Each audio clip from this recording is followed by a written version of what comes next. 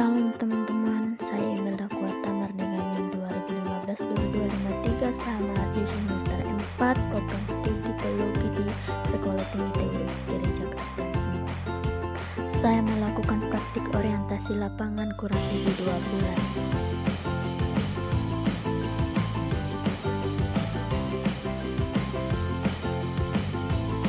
GKS Jemaat Rakawatu berdiri pada tanggal 5 November 2007. Sekilas sejarah singkat berdirinya GKS Jemaat Rakawatu, bahwa sebelumnya masih bergabung dengan GKS Jemaat Kondamara yang dipimpin oleh Pendeta Yosua Naramba-Ama STH. GKS Jemaat Kondamara yang terdiri dari satu pusat 11 cabang. Berdasarkan luas jemaat maka telah dipikirkan oleh BPMJ GKS Kondamara untuk pemekaran pada tahun 2006 telah disepakati untuk melantik seorang pendeta.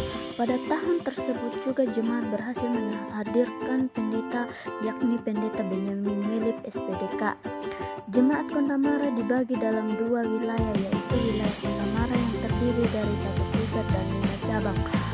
Demikian pula wilayah Rakawatu yang terdiri dari 2 pusat 5 cabang.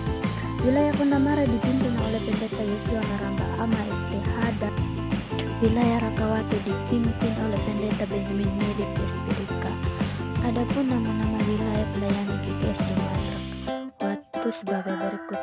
Rakawatu Pusat terletak di Ampera di Desa Rakawatu, cabang Karindu terletak di Karindu di Desa Tananua, cabang Pabundu terletak di Pabundu di Desa Bidihunga, cabang Matawai Kurang terletak di Matawai Kurang Desa Bidihunga, cabang Tanah Pingi terletak di Tanah Pingi Desa Rakawatu, cabang Andamanang terletak di Makalamak Desa Rakawatu.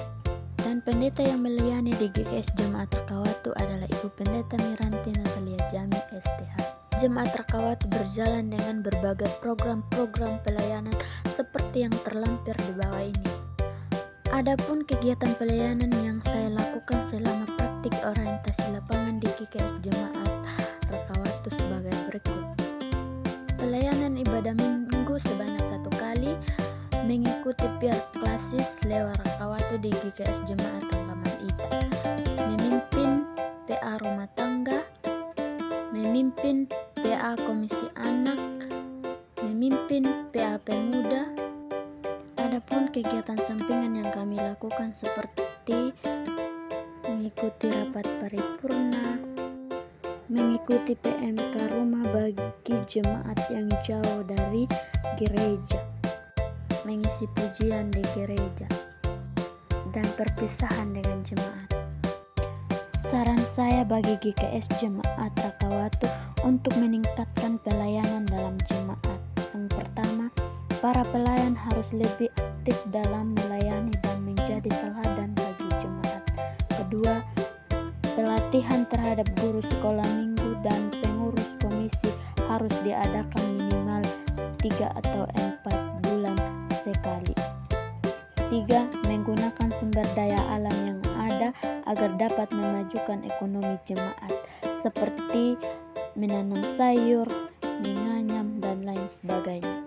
Menjadi seorang hamba Tuhan atau hamba Allah adalah sebuah panggilan yang mulia, indah, dan berharga.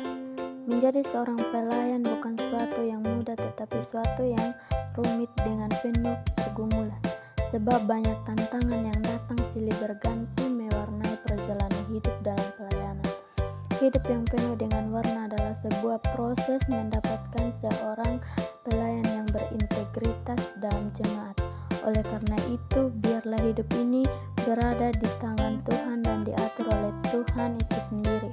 Semua warna yang dialami dalam pelayanan harus dihadapi dengan senyum dan ucapan syukur, sebab itu adalah cara Tuhan membentuk seorang pelayan.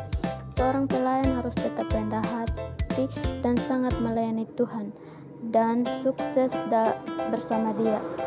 Sebuah hidup berarti ketika hidup ini dipersembahkan untuk Tuhan, sebab hidup adalah anugerah Tuhan. Oleh karena itu, jangan berhenti untuk melayani Tuhan, maka seluruh kehidupan akan bercahaya dan kemuliaan Allah akan terpancar di seluruh dunia, khususnya dalam konteks sumber.